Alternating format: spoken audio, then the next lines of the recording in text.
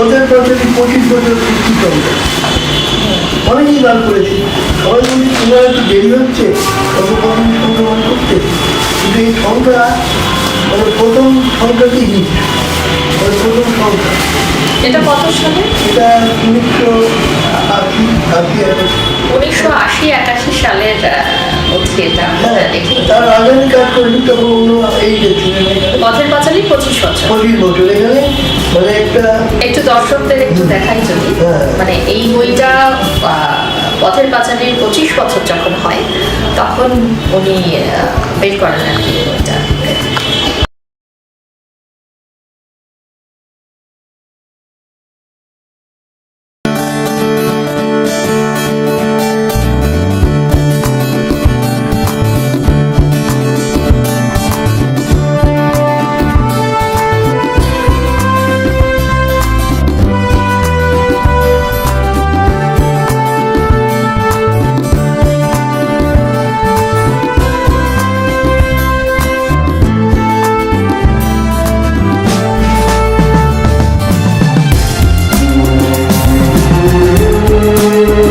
আমরা এমন একটা নতুন এপিসোড শুরু করতে চলেছি যার সান্নিধ্য আমরা পেতে চলেছি। সরাসরি এখন তার কাছে চলে যাই। নমস্কার নন্দন মিত্র। নমস্কার। হ্যাঁ, আপনি তো কিংবদন্তি পরিচালকদের নিয়ে গবেষণা করেছেন, তো সেই বিষয়ে আপনার সাথে কিছু আলোচনা আড্ডা বলুন বা আবার কিছু জানানোর দর্শকদের কয়েকটা প্রশ্ন করি। তো সেটা হচ্ছে যে প্রমথেশ বড়ুয়া, অজয় কর আর তপন সিনহাকে নিয়ে আপনি যে লিখেছেন, এই যে আপনি গবেষণা করেছেন, সেক্ষেত্রে এনাদের তো তিনজনের কাজ এক একজনের এক এক রকমের, একদম ধারাটা তো আলাদা। তো সেক্ষেত্রে আপনি কি কোনো মিল খুঁজে পেয়েছেন এদের? না, আমি কোনো মিল পাইনি। আমি তিনজনের জন্য তিন রকম ভাবে বই করেছি। তপন সিংহ যে খুব জনপ্রিয় ডিরেক্টর, মানে ওদের মানে সমুদ্রপুরে তেমন অতি, তো সেই জন্য তপন সিংহের বইতে আমি পড়েছি কি পুরো মানে সিনেমা যেভাবে তৈরি হয় ঠিক সেইভাবে সাক্ষাৎকার নিয়েছি যারা ওখানে কাজ করেছে। কারণ আমার মনে হয়েছে যারা কাজ করছে আমি যদি আমার ভাষায় তার ঢোকাই সেখানে খাদ মিশিয়ে যাবে, কিন্তু তাদের ডাইরেক্ট ইন্টারভিউ সেটা অনেক বেশি তার গুরুত্ব। এবং লোক পুরো জিনিসটা পাবে। এবং আমাকে দু একদিন আগেও একজন ফোন করে বলেছিলেন যে আপনার যেখানে বলে মনে হচ্ছে আর্টিস্টের কথাই বলছি। তো আমি এখানে একবারে প্রথম সাহিত্য, তারপর চিত্র, মানে ক্যামেরা, তারপর অভিনয়, এইভাবে আমি করেছি। ইভেন মানে ড্রেস মেকার পর্যন্ত ইন্টারভিউ নিয়েছি। মানে সিনেমার তো ওদেরও ভূমিকা থাকে, ড্রেস মেকার, হ্যাঁ তাদেরও ইন্টারভিউ নিয়েছি, এডিটিং, নানা রকম মিউজিক। হ্যাঁ, এর মধ্যে খুব উল্লেখযোগ্য ইন্টারভিউ আছে আমার, যেরকম উনি অল ইন্ডিয়া বেশি কাজ করেছেন, বৈজয়ন্তীমালা, তনুজা এবং অমল পালেকার। বাহ, মানে এদের তিনজনের আপনি ইন্টারভিউ করেছেন? ইন্টারভিউ করেছি। ওকে, আচ্ছা। তো সেক্ষেত্রে মানে তাদের সেই অভিজ্ঞতাটা একটু যদি বলেন। তাদের অভিজ্ঞতা দেখুন, অমল পালেকার তো মানে ভীষণই একে শ্রদ্ধা করতেন তপন সিংহকে, এবং উনি বলেওছেন সেভাবে। আর বৈজয়ন্তীমালা, মানে বৈজয়ন্তীমালায় ছোটবেলায় আমার 2 বছর ওটা ন্যাচারাল আওয়াজ পেয়েছিল। আচ্ছা, সেই জন্য বৈজয়ন্তীমালাও খুব ডিটেল বলেছেন, এবং কী বলেছেন সেটা আমাকে দেখে বহুদিন আগে করেছি তো। হ্যাঁ, তো আর এই লেটেস্ট বই যেটা, এবং একমাত্র বই, প্রমথেশগুলোর উপর অনেক বই আছে 2-4টা, আমাদের সেগুলো খুব ইম্পর্টেন্ট মনে হয়নি, কিন্তু তপন সিংহের নিজেরই 2-3টে বই আছে। হ্যাঁ, সেখানে তপন সিংহের এই বই আমি ছেপেছি, এবং আমি নিজে আমার বই পাবলিশ করি, এবং বইগুলো অলমোস্ট প্রচুর বই ছেপেছিলাম, প্রচুর বই বিক্রি হয়ে গেছে। আর আমার লেটেস্ট এই অজয়কর আর প্রমোদের গুলোর ব্যাপারে একটা কথা বলতে পারি যে প্রমোদের গুলো আমি যখন কাজ করি ধরুন 2005 সালে যখন 6 বছর হচ্ছে তখন আমি তো 4 জনকে পেয়েছিলাম যারা ওর সঙ্গে ডাইরেক্ট কাজ করছে, এটা আমার খুব লাগে। হ্যাঁ, তো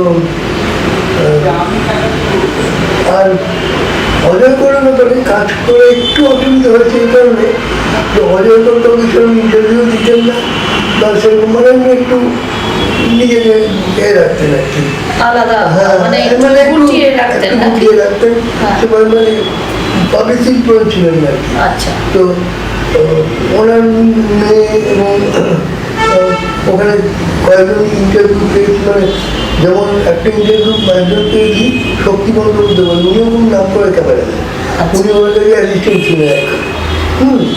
ওনার ইন্টারভিউ পেয়েছি এবং উনি কীভাবে ওই যে ক্যামেরার কাজে উনি খুবই ইনোভেটিভ ছিলেন, মানে নানা রকম পরীক্ষা করতেন, হয়তো তবে উনি হলিউডে প্রভাবিত ছিলেন। বেশ। তো হলিউডে প্রভাবিত সেনাচারী হলিউড স্টাইলে কাজ করতেন। তো এটা প্রথম দিকের কথা আমি বলছি। হ্যাঁ, তো হলিউডের কীভাবে সেই আমাদের এখানে আগে ব্যাক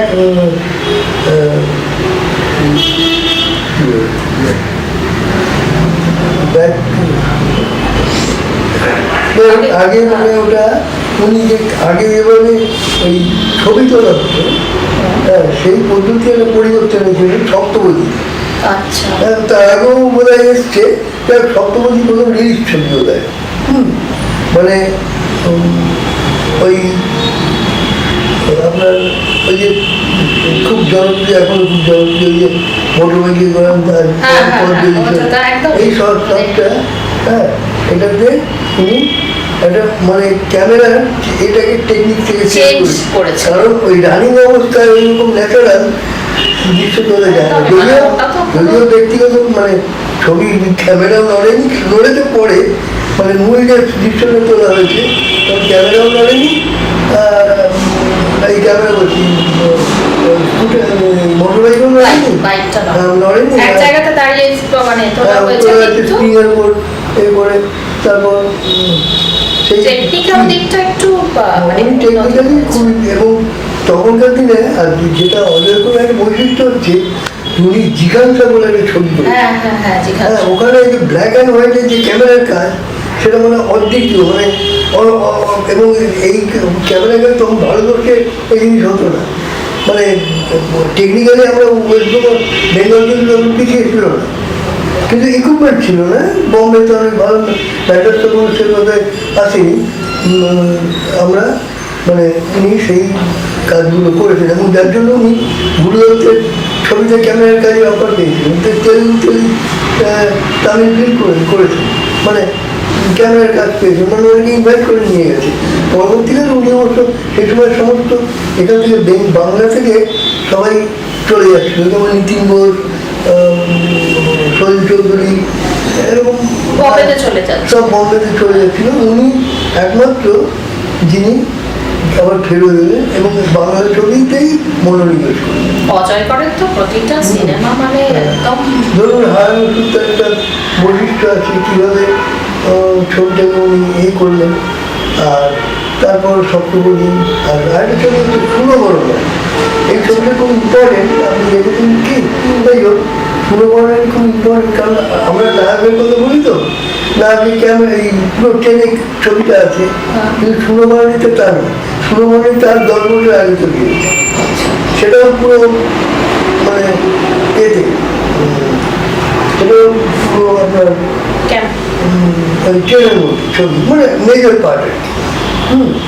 এবং ওখানেও তো ওনার মানে উনি যে তখন নায়কটা অনেক পরে, তো আমি শুনেছি এই কথা যে সুব্রত মিত্র মানে যিনি সুব্রতের ক্যামেরাম্যান ছিলেন, উনি অজয়করের সঙ্গে কনসাল্ট করেছেন।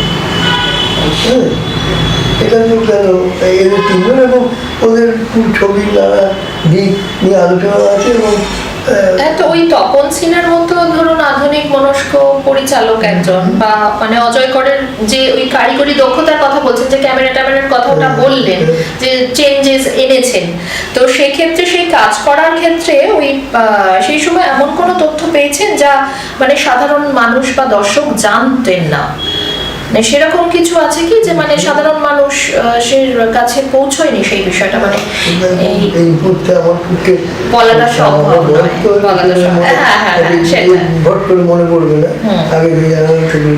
আর একটা প্রশ্ন হচ্ছে যে প্রমথেশ পড়ুয়ার যে দেবদাস, তো তার নির্মাণের যে ধারা, উনি যেভাবে নির্মাণ করেছেন সেটা এই আজকে যে ডিজিটাল যুগ, আপনি বুঝতেই পারছেন আজকের ধারাটা তো অনেকখানি বদলেছে, তো এই ডিজিটাল যুগে কতটা প্রাসঙ্গিক বলে মানে আপনি মনে করছেন, এখন আপনার কি মত? দেখুন, আমরা তো পুরোনো দিনের লোক, এখন আমার কথা হচ্ছে দেবদাস, প্রথমত দেবদাসের কোনো বাংলা ভাষা এখানে অ্যাভেলেবেল ছিল না। আমি স্যার বীরেন সরকার, যিনি নিয়ন্ত্রিত মালিক, নিয়মে বলেছিলেন যে একটা কপি বাংলাদেশ মানে বাংলাদেশে আছে, বাংলাদেশ হয়ে গেছে। হ্যাঁ, ওনার ইন্টারভিউ নিয়েছেন বীরেন সরকার, মানে নিউজ চ্যানেলের যিনি মালিক। তারপর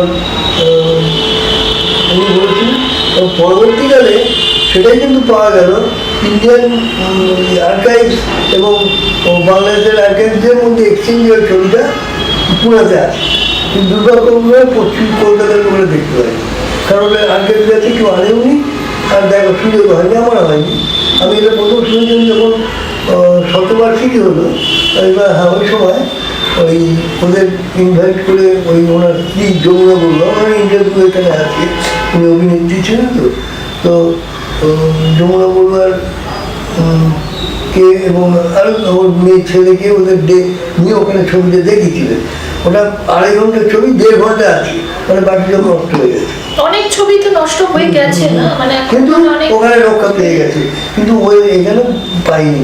আমাদের বাঙালিদের, আমাদের এখানকার একটা জিনিস হচ্ছে যে পুরোনো ছবি, ইভেন সপ্তম ছবিতে জনপ্রিয় দু একটা ছবি পাওয়া যায় না।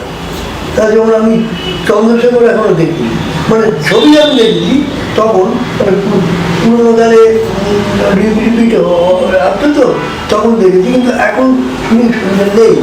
তা এরকম অনেক ছবি আছে, তরুণ মুন্ডারের সংসার সীমান্তে নেই, মানে খুব ভালো ছবি। আচ্ছা, অনেক সময় আমি শুনেছিলাম, মানে আমি তখন হ্যাঁ মানে ওই বালিকা বধূ ছিল আপনার মৌসুমী চট্টোপাধ্যায় করেছিলেন, ওইটাও বোধহয় নষ্ট হয়ে গেছে, মানে ওটা তো এখন আর আমি দেখতে পাই না। আচ্ছা, এখন দেখা যায় সেটা আমি নিয়ে দেখি মৌসুমী চট্টোপাধ্যায় ছিল, অনেক মাঝে দিয়েছিল, অনেকদিন আগে দিয়েছিল, যে অনেক সিনেমা নষ্ট হয়ে গেছে, অনেক কিছু সংসার সীমান্তটা আমি শুনেছি নষ্ট হয়ে গেছে। আচ্ছা, কারণ শো হয়নি, তবে ওই টেলিভিশনে মানে প্রয়োজনে অনেক ছবি উদ্ধার হয়েছে। ও আচ্ছা, অনেক ছবি উদ্ধার হয়েছে, যেমন আপনার ওই প্রেমেন্দ্র মিত্র কিছু ছবি উদ্ধার হয়েছে। হ্যাঁ,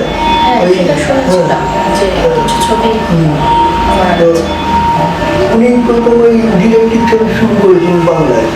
হ্যাঁ, যদিও সেগুলো খুব একটা উন্নত মানের হয়নি, কিন্তু ওই জিয়ানটা প্রথম সত্যিকারের এই ছবি, মানে তার ক্যামেরার কাজে মানে দুর্দান্ত, মানে ছবির গল্পের মধ্যে কিছু নেই, কিন্তু ক্যামেরা দিয়ে উনি মানে বিভীষিকা এই সব জিনিসগুলো তৈরি করেছিলেন। নেপথ্যে যারা থাকেন মানে তাদেরও এবং একটা পথের আমার ব্যক্তিগত অভিমত, পথের পাঁচালী তো বাস্তব ঘটনা নিয়ে তৈরি হয়েছিল, তার সেটা রিয়ালিস্টিক ব্যাপার আছে, কিন্তু এইসব ছবিটা রিয়ালিস্টিক হয় না, কিন্তু এখানে উনি চলচ্চিত্রের যে 4-5টা আছে সমস্তগুলোকে ব্যবহার করেছিলেন। প্রথম বাংলা ছবিতে আমার ব্যক্তিগত শব্দ, চলচ্চিত্রের শব্দকে ব্যবহার করা হয়েছিল, নানা রকম শব্দই মানে করার জন্য, সাসপেন্স তৈরি করার জন্য করা হয়েছে, এইগুলোকে উনি খুব ভালোভাবে ব্যবহার করেছিলেন। অজয়, আর পরবর্তীকালে অবশ্য অজয়কর হলিউড এর থেকে সরে এসেছিলেন এবং বলা যায় শুধু শব্দবোধী লাভ ছবি, যেখানে উনি হলিউডি প্রভাব, তারপর উনি ওই একটু রিয়ালিস্টিক ছবি করে, যেমন অন্তর্জলের আহ্বান বা এই ধরনের বা এই কাঠ কাটা হিরে, হ্যাঁ, মাল্যদান, এইসব ছবি মানে অন্য, মানে যেটা বাংলা সাহিত্য ভিত্তি হয়েছে। ছবিগুলো খুব উন্নত মানের হয়, মানে সাত পাকে বাঁধা। হ্যাঁ, সাত পাকে বাঁধা। সাত পাকে বাঁধা আমি বলবো যে মানে যারা ছবি ছবি করে সেই লেভেলের। সাত পাকে বাঁধা, হ্যাঁ, ওটা তো মানে আমি কতবার দেখেছি, মানে বহুবার দেখেছি, অত বছরের পুরনো, মানে ওটা আমি অনেকবার দেখেছি। সাত পাকে বাঁধা মানে বেস্ট ফিল্ম আমার ব্যক্তিগত অনেকেরই মত। এবং তখন মস্কোতে অ্যাওয়ার্ড পেয়েছিলেন, মানে যদিও শুটের অ্যাওয়ার্ডটা ইনভিটেশন পায়, কিন্তু একটা ছবি মস্কোতে তখনকার দিনে 4টে ফিল্ম ফেস্টিভ্যাল ছিল, যাদের দেওয়া হতো। একটা হচ্ছে মস্কো বা কালোবেরি অর্গানাইজ করে, আর কান তো এখন আছে বার্লিন, আর একটা কি 4টে মোট আছে। তো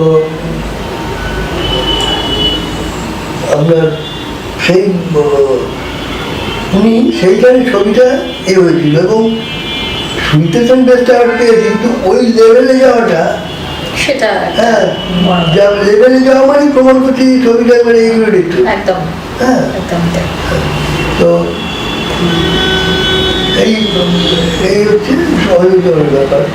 আর কমজোর এছাড়া আমি যে প্রথম কাজ করি, আমি প্রথম চিত্রভাগ বলে একটা পত্রিকা এডিট করতাম, আমার নর্থ ক্যালকাটা কিন্তু দেখি পত্রিকা।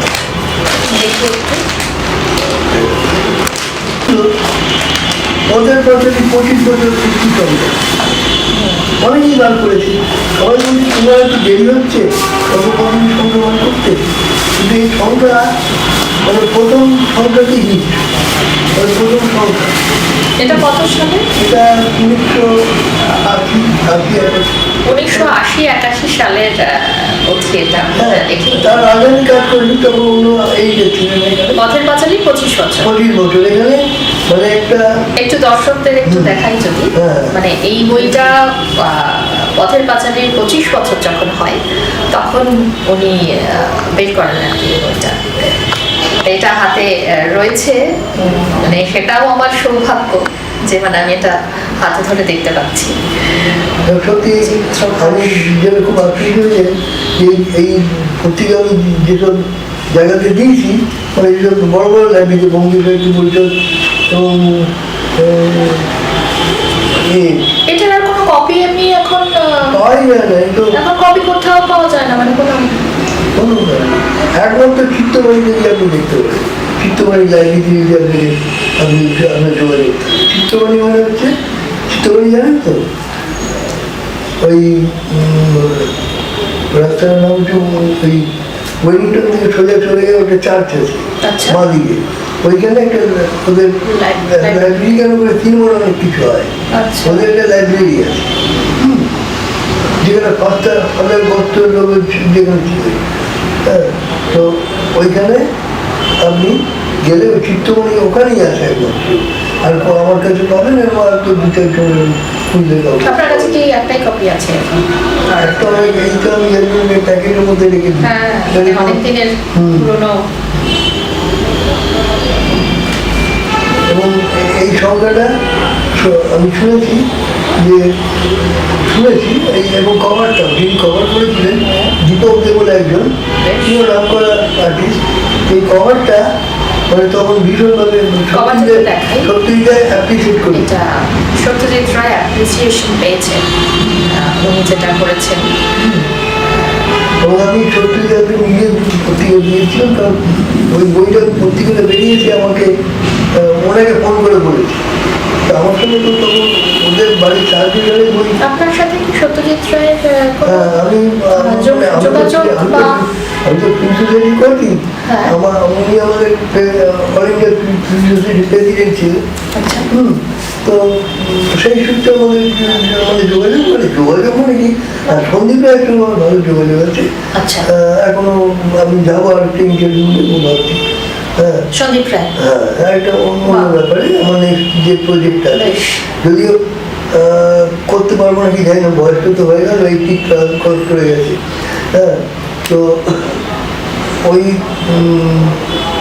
ওরা অনেক কিছু আমাকে মেটেরিয়াল ওদের দিয়েছিল, যেগুলো মানে সেটা পেয়ে গেছি, ওদের আলমারি খুলে দিয়ে দিয়েছি, ফলে অনেক কিছু পুরোনো জিনিস আমরা পেয়েছি। আপনার এই ইচ্ছেটাই তো অনেক বড় কথা, যে মানে আপনি এখন ইন্টারভিউ নিতে যাবেন, মানে আমরা সেটা যে দেখতে পাবো, আশা রাখি সেটা দেখতে পাবো। কয়েকদিন আগে একটা ইন্টারভিউ নিলাম, তার কারণটা সেটা একটু অন্য ব্যাপার। আগে চিত্তপ্রতিভাটা শেষ করিনি, পড়েছি। হ্যাঁ। সেটা হচ্ছে যে চিত্তপ্রতিভার আরও সংখ্যা আছে, এটা হচ্ছে সত্যজিৎ রায়ের স্মরণীয়। সত্যজিৎ রায় স্মরণীয় স্মরণে, আচ্ছা, চিত্রভাষ্যের বিশেষ সত্যজিৎ সংখ্যা। সত্যজিৎ স্মরণে এখানে সত্যজিৎ সম্বন্ধে আমি যখন ইন্টারভিউ নিয়েছিলাম, বইটা কভারটা দেখি। হ্যাঁ, এই সংখ্যা হয়তো আমাদের ক্লাবে গেলে ক্লাবও তো এখন খুব ধন্য অবস্থায় এনেছি আমাদের। তবে এগুলো দু একটা লাইব্রেরিতে পাবো। আচ্ছা, এটা একটু দেখি। এখানে এখানকার যে 16 জন মানে ডিরেক্টর, মানে এখানকার নাম করা ডিরেক্টর যারা, তাদের ভিউ আছে, যেমন পূর্ণেন্দু করছি বা এরকম এরকম 15 জনের সুধীর মুখার্জি। হ্যাঁ, সুধীর মুখার্জি এরকম নাম করে ছবি ডিরেক্টর ছিলেন, ন্যাশনাল অ্যাওয়ার্ডও পেয়েছেন, প্রেসিডেন্ট গোল্ড মেডেল। দাদা ঠাকুর নিশ্চয়ই নাম শুনেছেন। হ্যাঁ, একদম। তো ওই ওনার ইন্টারভিউ আছে। তারপর সুবোধ মিত্র যে নিউ থিয়েটার, ওনার ইন্টারভিউ আছে। হ্যাঁ, এরকম 16 জনের ইন্টারভিউ আছে, প্লাস মানে শ্যাম বেনেগাল, আলু গোপাল কৃষ্ণন, এদের ইন্টারভিউ আছে। এরকম আমাদের ফিল্ম সোসাইটির যোগাযোগ আছে, সেই সূত্রে ওরা রিটিন আমার পক্ষে যাওয়া সম্ভব নয়। এখানে সত্যজিৎ রায়ের একটা লেখা দেখতে পাচ্ছি, মানে এটা হাতের লেখা। হ্যাঁ, হ্যাঁ, এটা বলে আমাদের এটা কিসের এতে লেখা আছে? North Calcutta film society. আমাদের ক্লাবেরকে উনি একটা মেসেজ দিয়েছিলেন। আচ্ছা, আমরা ওখানে একটা এক্সিবিশন করেছিলাম রবীন্দ্রনাথের 125 বছর পূর্তি উপলক্ষে। আমাদের নর্থ ক্যালকাটা ফিল্ম সোসাইটি একটা এক্সিবিশন করেছিলেন, তা আমার যদি আমরা চৈতন্য দিয়েছেন। তো ওইখানে এই শুভেচ্ছা বাণী পাঠিয়েছেন উনি ওনার। এই যে এখানে লেখা আছে যে নর্থ ক্যালকাটা ফিল্ম সোসাইটির অনুষ্ঠানে সত্যজিৎ রায় প্রেরিত শুভেচ্ছা বাণী। মানে উনি লিখছেন, north Calcutta film society Rabindranath ও চলচ্চিত্র সম্পর্কে একটি প্রদর্শনী ব্যবস্থা করছে। আমি বই প্রচেষ্টার সাফল্য কামনা করি, সত্যজিৎ রায় বলে এখানে উনি শুভেচ্ছা বার্তা পাঠিয়েছেন। তারপর আমরা ওই যে এক্সিবিশনটা করেছিলাম, মানে রবীন্দ্রনাথ চলচ্চিত্র। আচ্ছা, সেটা প্রচণ্ড ভিড় হয়েছে, প্রচণ্ড ভিড়। এবং শান্তিনিকেতনের দু একজন এসছে, আমাদের ক্লাবের সঙ্গে সব দেখা আছে।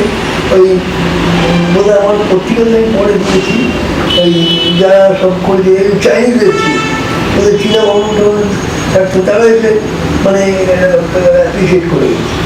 মানে খুব ভিড় হয়েছে। মানে আমাদের ব্যাপারিংটা ওরা বোধ হয় গভর্নমেন্ট থেকে করেছিল, আমাদের ব্যাপারিংটা ম্যাক্সিমাম ভিড় হয়েছে। তারপর আমি আমার ক্লাবের কথা শুনতে চান কি? আমার দু একটা কথা নাকি আমারই কথা? আমার ক্লাবের জন্যই তো আমি, আমাকে তো ক্লাবই তুলেছে। তাহলে আমি কোথায়? তো নিজস্ব গুণ না থাকলেও তো কেউ কাউকে তুলতে পারে না, সেটাও কিন্তু ক্লাবটাই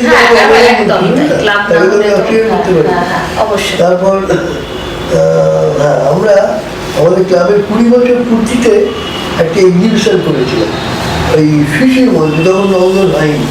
হ্যাঁ, শিশির মঞ্চ এক্সিবিশন করেছিলাম।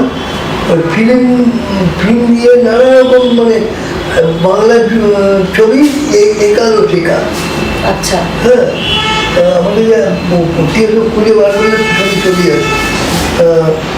বাংলা ছবি একালো শেখালো, সেটা এত জনপ্রিয় হয়েছিল যে তখন তো দূরদর্শনের ছিল, ওরা ন্যাশনাল, তখন হিন্দি আর ইংরেজিতে দুটো খবর হতো দিল্লিতে, সেইখানে এটা প্রচার করতো। আমরা তো বলতেই জানি ওরাই এসে তুলে নিয়ে গিয়ে প্রচার করতো সেই সময় 1983-তে। তো সেটা এত জনপ্রিয় হয়েছিল এবং ওয়েস্ট বেঙ্গল গভর্নমেন্ট আমাদের বললো যে ওটা একটু এক্সটেন্ড করতে। আচ্ছা, হ্যাঁ, তো যাই হোক সেটা হয়েছিল কি আমার মনে নেই। তো এটা হচ্ছে এই। আর তাছাড়া আমি ব্যক্তিগতভাবে সত্যি রায়, মৃণাল সেন, হরিদাস দাসগুপ্ত, তারপর পূর্ণেন্দু প্রচুর অনেকের ইন্টারভিউ নিয়েছি। আমি ইন্টারভিউর ব্যাপারে আসছি পরের সেগমেন্টটায়।